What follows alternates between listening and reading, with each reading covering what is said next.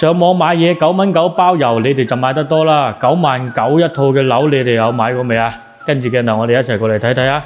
今日介紹呢一套呢，就係38方嘅40年產權嘅公寓嚟嘅。咁入到嚟大門呢，亦都係比較實淨，有埋指紋鎖俾你，可以唔使更換噶啦。咁呢邊嘅話呢，就做咗一個開放式嘅廚房啦。咁老老實實，中國人唔呃中國人啊！佢唔可以用唔用明火㗎，用電磁爐㗎咋。咁呢過到嚟呢邊嘅話呢，就係一個廁所位啦。咁做咗乾濕分離嘅。亦都係叫做相對嚟講夠用啦。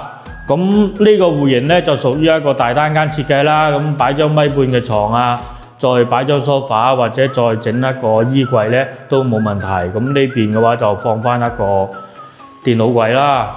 咁可以見到嘅話，呢隻公寓嘅話呢係冇陽台嘅。咁你話曬衣服嘅話呢，就只能夠喺呢一度呢個位置曬啦，或者係過到嚟呢邊佢預留咗一個洗衣機嘅位俾你啦，到期時嘅話呢，放下洗衣機喺呢度，要買嗰種烘乾一體嗰種啦，咁就 OK 啦。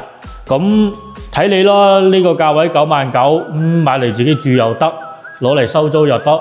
因為而家嘅話，呢一棟樓同戶型嘅已經係有人收緊租噶啦，交俾民宿公司啊同埋酒店嗰邊已經打理緊噶啦，回報率都有翻咁上下啦。咁睇你自己點諗啦。OK，呢條視頻就到呢度，下期再見，拜拜。